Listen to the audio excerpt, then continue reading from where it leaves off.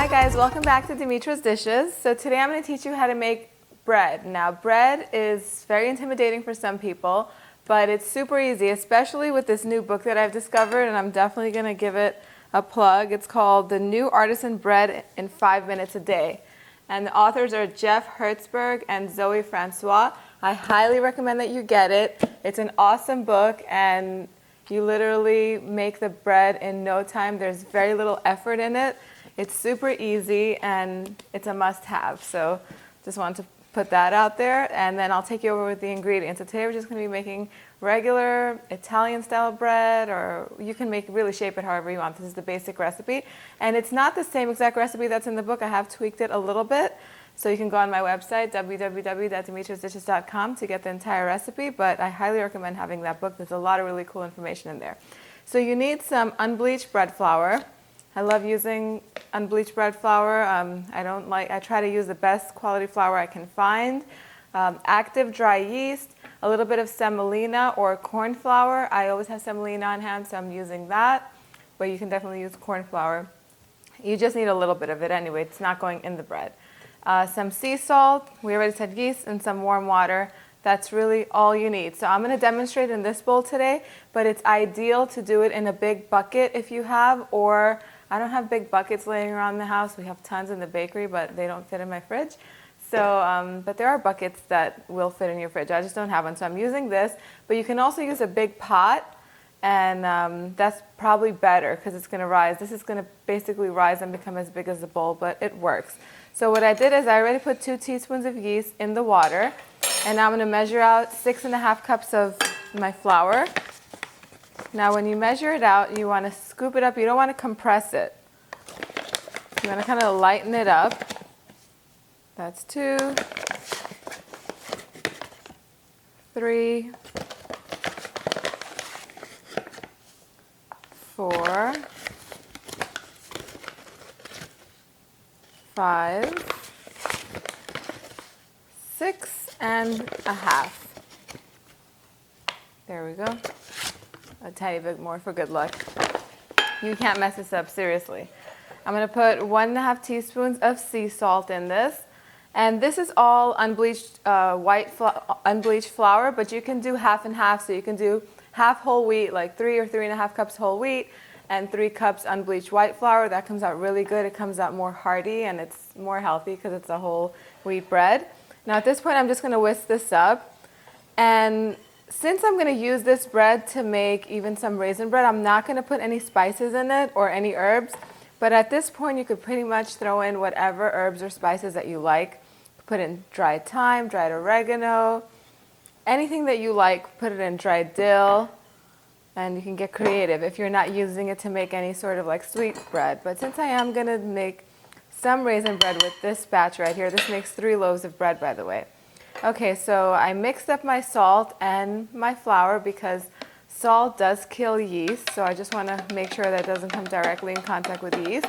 And I had already put 2 teaspoons of yeast in my warm water. The water should be warm, not very hot, and definitely not cold, and that activates the yeast. So if you have a thermometer, it should be about 100 degrees, not more than that.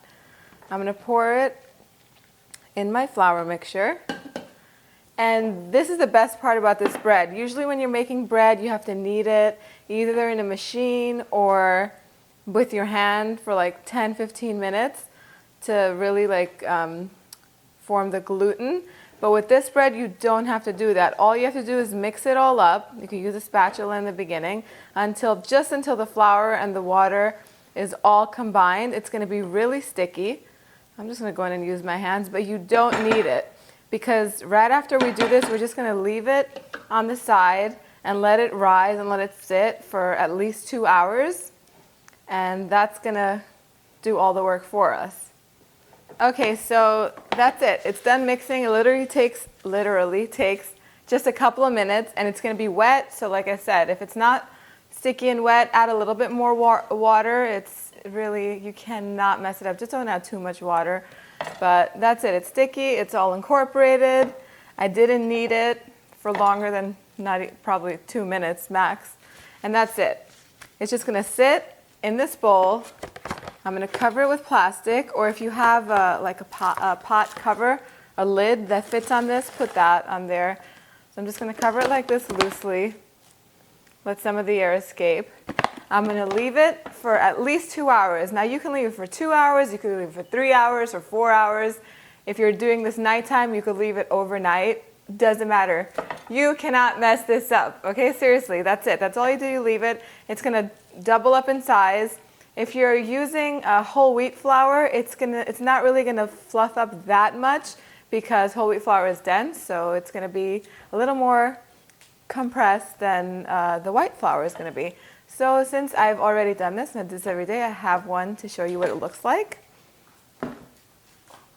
Leave that there. This is what it looks like, ta-da, when it's ready. Now if the plastic sticks, that's fine. Take it off like that. You don't want to punch it down like you would if you were making a regular dough. You want all that air, all those bubbles that the yeast created to stay in there. It's going to make it nice and light and delicious. Okay, so that's it. This is what it looks like after 2 hours.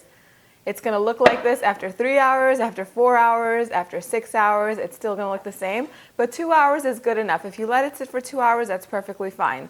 Now, at this point, you could transfer it into another container that has a lid on it and everything and keep it in your refrigerator, or you can go ahead and make your bread right away. But I like the way it tastes when it sits overnight in the refrigerator. It creates a more sourdough kind of flavor, and the more it sits, the better it gets. This can last for 14 days, so feel free to go ahead and double the batch, double the recipe. And I'm going to show you how we're going to shape it, because I have one that's been in there since last night, and we're going to shape it and get to baking next. Okay, so I'm just going to put this in a container, and then I'll see you in a minute. Okay, so I put my dough in the refrigerator, and then now we're going to shape the loaves. So like I said, you want to make sure that your dough rests in the refrigerator at least overnight. It'll be much easier to handle. Let me put this back here. Now, when you're forming your loaves, you want to dust your work surface with some flour. You don't need that much, just a little bit. Now take about a grapefruit-sized bunch of dough, and that's going to make about a pound loaf of bread. Flour your hands a little bit, and you just want to, like this, play with it in your hands like this and form it into a circle. Keep doing this about, I guess, until you get 25 rounds or something like that. It'll be nice and smooth. Okay, so you want to dust, again, you want to dust semolina flour or cornmeal. I know I called it corn flour, whatever. It's flour made from corn, and it's grainy and thick. It's kind of like sand, and that's going to help give that really nice texture underneath the bread and keep it from sticking. So you want to put it in your pan, and that's going to make a nice round loaf. And now we're going to make like an Italian bread style loaf, and you're going to see how simple it is to make Italian bread at home. So we don't need that much flour. The less flour, the better for Italian bread. You just want to roll it out. The less you work it, the easier it's going to be to roll out. The more you work it, the more it's going to contract and kind of stick together. So that's it. It's going to rise. It's not really going to double up in volume like it does normally. It's going to rise more in the oven during baking time. But I'm going to cover this with a damp towel, and I'm going to put it in the warmest place of my house, okay? So you need a warm place. You don't want a cool place. The warmer the place is, the faster it's going to, rise. And depending on how cool or how hot the temperature is, will depend on how long you'll need it to sit. So it's between 1 and 2 hours. And I'm going to show you what it looks like because I have one ready. And this is what it looks like once it's ready. You see how it's risen a lot, but it hasn't really doubled up really in volume. So since I don't want it to stick, I'm going to put some more semolina flour all around. Just like that. That's fine with me. And look at this. It's spread out and it's beautiful, and it's going to be delicious Italian bread. Like that. So half an hour, and right when this is sitting to rest, when you have 35, 40 minutes left, preheat your oven to 500 degrees and put in a cast iron pan. I'm going to show you what it looks like. A cast iron pan on the bottom, and that's going to create steam because we're going to put some ice water in there. And that's really important for bread making. That's going to give it that nice crispy exterior crust on the outside. That's a characteristic of bakery, really good bread. But before we do that, we are going to brush our loaves with some of the water.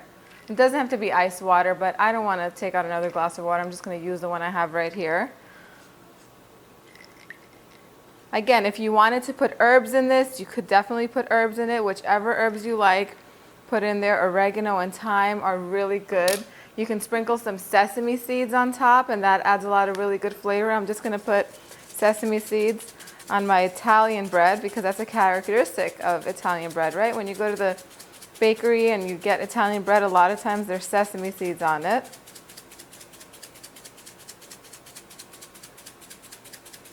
And then another important thing you want to do is make slits in your loaves. So you need a sharp knife, and in my round loaf I'm going to make like 4 or 5 slits, and this is going to allow it to expand and make it really pretty.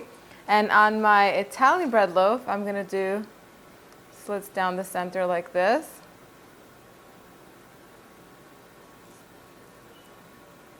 Just like that. You don't want to go all the way down, okay? Now my oven is preheated to 500 degrees. As soon as I put my loaves in there, as soon as I put my bread in there, I'm going to reduce the heat right away to 450 degrees. And I do that because once you open the oven, the temperature drops. So I wanted it to be really, really hot at 500. So when it goes in, it stays at 450. So I'm going to put the loaves in, and then I'm going to pour a cup of this ice water in my pan, and I'm going to show you how I do that right now. All right, so I have my baking stone in here, and I'm going to put this towards the side of my stone because I have my cast iron pan down there. And it's going to make that steaming, sizzling sound. And now I'm going to turn my oven down to 450 degrees. Don't judge me, my oven's dirty, but I bake a lot. Okay, so my bread is out of the oven. What I did, as soon as it came out, I knocked on it. Said, hello, anyone in there? I can tell why I didn't become a comedian. But anyway, back to my bread. So I took it out, and once it makes a hollow sound, you know it's ready.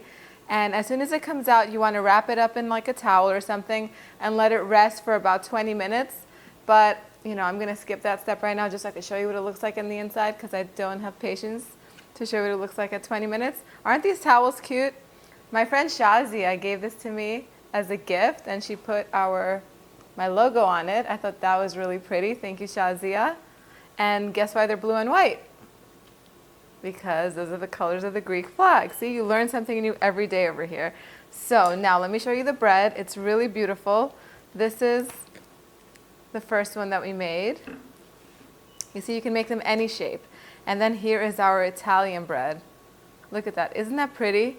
Who said you need to go to a really good bakery, a bread bakery, or go to Paris to get good bread, or Italy or Greece or any part of Europe? So I'm going to let the big one rest because, the more it rests, it continues to cook a little bit. So if it's a little bit doughy inside, that won't happen if you let it rest. It'll continue to cook, and it'll cook through. But I have myself a little bit of butter. I wish I had some pesto sauce. Maybe I'll make some later. I'll cut this. You need a really sharp knife. This is not a really sharp knife, but it'll do the job. Look at that. You see it has the air bubbles that the yeast made, and that happens when you let the yeast sit, not the yeast. The yeast does it, of course, but when you let the dough sit in your fridge overnight or let it age 2 days or 3 days, it gets more of a beautiful like sourdough flavor, and it'll get more of these nice air bubbles in there. I'm going to cut a piece of bread. It's really crusty on the outside, and you see how it is like soft on the inside? That is good bread. Good bread needs a little bit of leaven, and it gets the leaven from either olive oil or butter. And I'll just use some butter right now. Salted butter is what I prefer. I love using salted organic butter, and lots of it. I'm going to take a bite of this. You guys go on the website, get the exact recipe, buy the book too. It's an awesome book to have. And I'll see you guys next time. Bye, everyone. Got it. Look at that. You hear the crunch? Bye, everyone.